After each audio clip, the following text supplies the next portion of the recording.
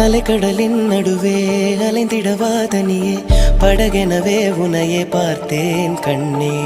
புதை மணலில் விழுந்து புதைந்திடவே இருந்தேன் குறுநகையை எறிந்தே மீட்டா என்னை. பின்னோடும் மண்ணோடும் வாடும் பெருமூஞ்சல் மனதோரம் கண்பட்டு நூல் விட்டு போகும் என ஏதோ பயம் கூடும்.